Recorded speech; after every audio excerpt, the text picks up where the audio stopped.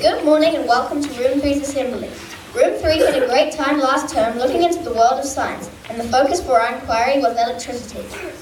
We first had some wonderings like, why are positive charges attracted to negative charges? Is metal the only conductor? And how does electricity get to our homes? Here is some of what we found out. Have you ever been jumping on a metal frame trampoline, tapped someone else on the arm and got a shock? Or maybe rubbed a balloon on your head and most of your hair stood up?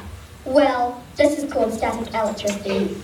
Electricity is made of protons, neutrons and electrons. To keep it simple, static electricity means when you rub a balloon on your hair, you're moving lots of protons onto your head.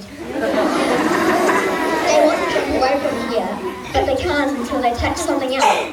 Once you touch something else, the protons are attracted to the neutrons on the other object, making them jump. This is when you feel the shock.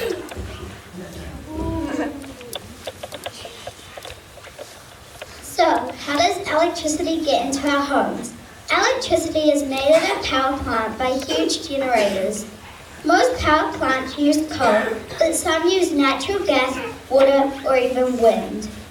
The electrical charge goes through power lines that stretch across the country. It reaches a substation where the voltage is lowered so it can be seen on smaller power lines. It travels through even smaller power lines to your neighbourhood, where smaller pole-top transformers reduce the power strength again to make the power safe to use in our homes. It connects to your house through the meter box. The electricity travels through wires inside the walls to switches all over your house.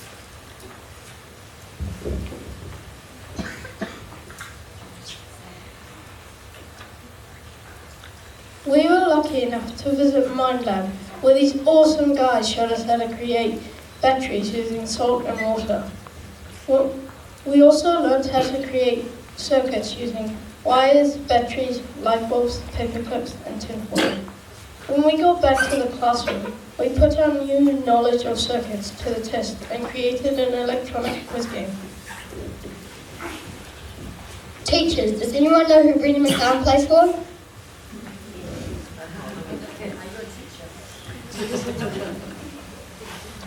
Anyone? New Zealand. Here.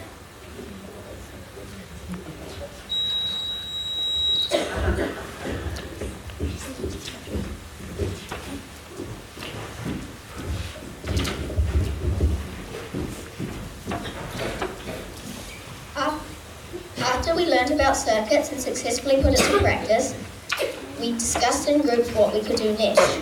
Here is how each group used their new skills and knowledge of circuits.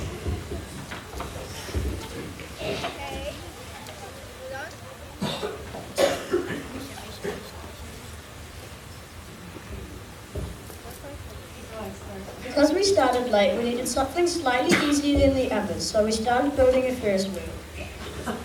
The Ferris wheel was a little bit complicated, so we changed it to a swing seat ride called the Not So Merry-Go-Round, which worked well. We learned that a swing seat ride is naturally unsafe, and that one motor is plenty enough to power our model. There are two types of circuits, a series circuit and a parallel circuit. We used a series circuit because it was the more suitable circuit for the model. Over the past term, we have been making and creating a doll's house that has lights that work.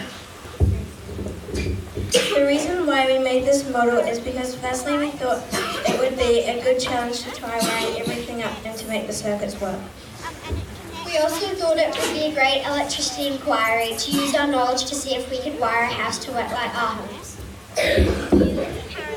For example, in our house there's a lot of electrical things, like lights and kitchen appliances, but we decided to focus on making the lights go. When we were making the lights work, we had trouble with keeping the wires placed underneath the screws. We also had trouble on deciding on the things. We have learnt a lot of things about electricity that we didn't know before. For example, we have learnt to make light bulbs light, motors spin and buzzers buzz. We thought it would be cool to see a wooden plane made by us with a couple of wires, batteries, motors in the air.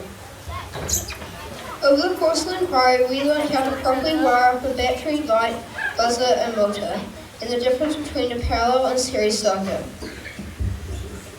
One of our problems was that we had to rewire the motors because they were spinning the same way.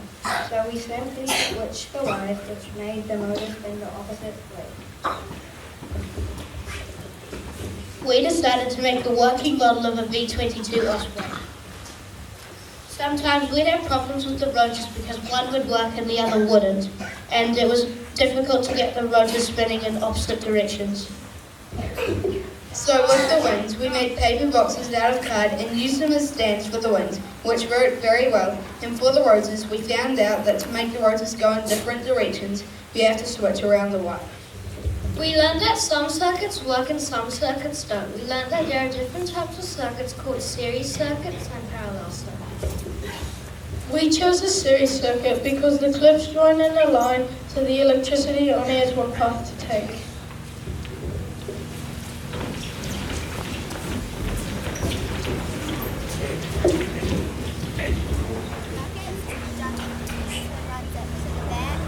That one runs to there and the other one runs to the back. And our model was a dollhouse of working lights. We chose to create this model because we thought it would be a really fun challenge. It was also a great chance to experiment with different circuits. We learned that a parallel circuit has two paths for the electrons to run through, and a series circuit has one path for the electrons to run through. The problems we faced were the wiring failed at first because the copper wasn't touching the metal and the sellotape interfered with the circuit. Also, our first model wasn't the right scale. We solved the problems by using masking tape and blue tack instead of sellotape, and we made the house bigger and added supports because the batteries were too heavy. We used 3 parallel circuits upstairs to turn the lights on, and 2 series circuits downstairs because it was easier. Last term for IBL, we have been learning about electricity. So we decided to make a toy house using our knowledge of electricity, and this is how we did it. We chose to create this model because we thought it would be a good challenge and would help us with our knowledge of electricity. We also wanted to learn about parallel and series circuits. There were a few problems, but we fixed them. Another reason why we chose to create this model is because we had all the furniture and resources to make it. We have learned how to create parallel and series circuits to make the light bulb turn on. We have also learned how to keep the circuit working when one of the bulbs don't work. We made a working model of an old plane. We decided to create this model to extend our knowledge of electricity circuits. We have been through trial and error fixing our hull plane. One issue was trying to get the wiring through the fuselage to power the motor. We used a closed circuit from the battery to the motor, which powered the propeller. We made a simple closed circuit with 2 wires, 1 motor, and 2 batteries to power the bomb. If we were going to do this again, we would try to make the body more circular, make the wings more stable, and perhaps adjust the circuit so we can include some lights.